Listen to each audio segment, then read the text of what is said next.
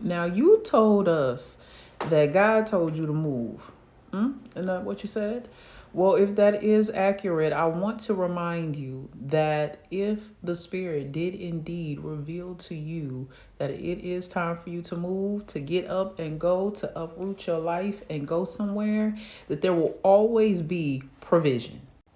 Spiritually speaking, okay, provision does not mean living in the lap of luxury. It does not mean having a lifestyle inundated with all the fabulous accoutrement, okay?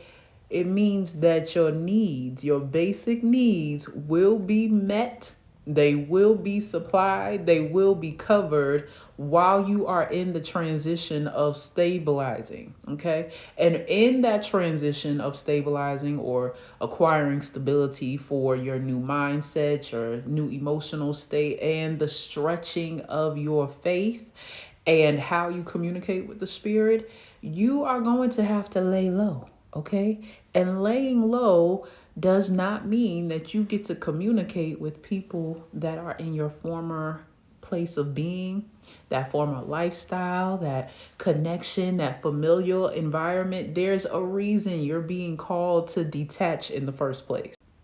There are a lot of chosen individuals. And when I say chosen, I mean that we are vessels of light that are for this spiritual climate that we are in. And we are the ones reserved with a relationship with the Most High that really happened at conception. So I don't mean it in a very big, magical way, but if you know you, then you know what you know. Now, in this transition and in this move, it's not going to be easy. And you may even wonder where your next paycheck is going to come from, where your next meal is going to come from, where are you going to get money for gas or to stay in a hotel, motel, or do you need to take coverage in the car for a few days? Sometimes that is what is required for you to elevate in your spiritual dynamic. But whatever happens, I'm telling you this from experience. If the Spirit told you to do something as big and as bold and as brash as leaving your home environment, right? And everybody loves to utilize, especially if you grew up in the Abrahamic faith, you're like, God told Abram to leave, and before he was Abraham, and Sarai was Sarah. Like, God told him to leave and he had to go. But you're not Abram or Abraham, okay? So what I do want to make sure is that you are tapped into the spirit enough to know. Sometimes we do want to leave and escape where we are, and we've created so much hysteria in our own personal lives that it will start to clamor on us, and we're like, oh, I need to get away. God, you said you would be with me and for me, and so since you with me and for me, you gonna be with me when I leave, right? And I can just say it's you. And then there are other times where the spiritual warfare, the emotional warfare, right? And even the familiarity of how others knew you is so estranged from what the Creator, what the Most High really wants designated out of your life, that the Spirit will call you from a place, will remove you from a place, and tell you where to go. And that's another thing I want to discuss, is that you don't get to pick a place when you're being told to go somewhere. You don't get to pick an environment because everybody's moving there or everyone is making a video about this one particular city on YouTube. You will get shown in the most unbelievable ways. You will have omens and sigils and confirmations that just seem way too bizarre to not be coincidental. And that's how you know you are to be there. Sorry for sounding slow. But that's how you know you're supposed to be there, when you're like, first of all, I don't even know anybody there. Why am I going there? Like, literally, no, why am I going there? You know what I mean? You have no connection, you have no history, and it just doesn't make sense. You will get told where you need to go because this is a part of your spiritual development. I'm finding that there are a lot of people lately that say that they're being called to live in their cars. That's not fun. That they are being called to go to this most popping place or this popular place, and they just need something new. And you can have, right, a desire to be revitalized and go somewhere where you've never been before, but don't confuse that with the spirit. Don't confuse your desire with your ultimate destiny, especially if they're not in alignment.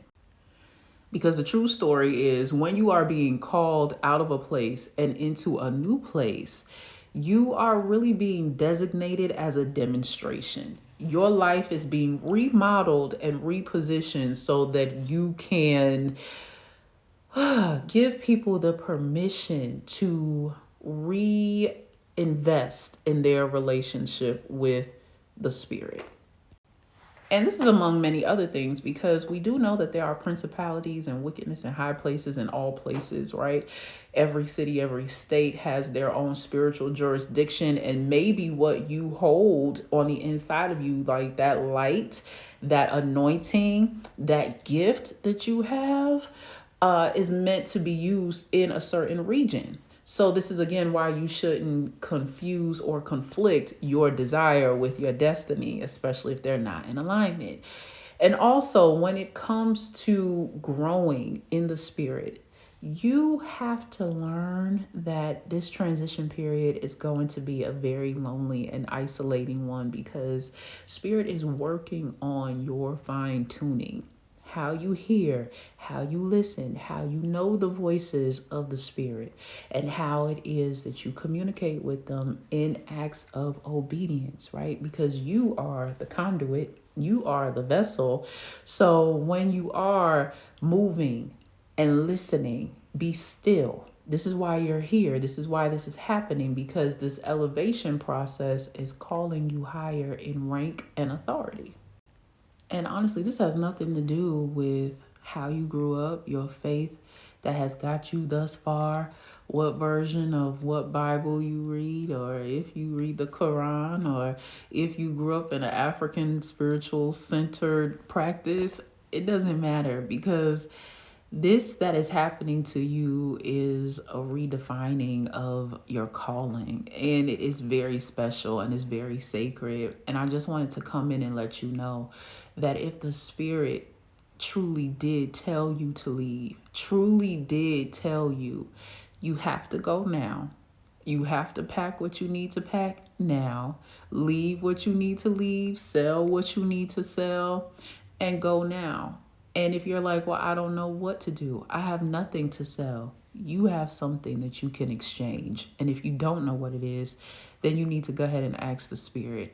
I'm going to be telling you more about the journey that I made 7 months ago when I booked a one-way ticket from where I was, because the spiritual warfare was so bad and I didn't have a place to go. I asked my sister if I could stay with her for a weekend while I make a decision to stay in a women's shelter. She told me no.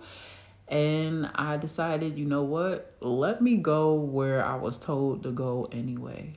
And honestly, it hasn't been easy, but I am my best self. I am my highest self right now, because I listened to the spirit and I submitted to this calling to achieve something greater in my destiny, right? And we'll talk about that all May. But I just wanted to say, while you're over here watching videos and trying to find confirmation on should I go, should I not go, is spirit speaking to you? Are you getting dreams? Are you seeing the city name in places? Are there U-Haul trucks? You have this urge and this desire? Spirit is speaking to you. But I want you to make sure that you know that it won't be easy, but there will always be provision. I'm excited for you. And congratulations.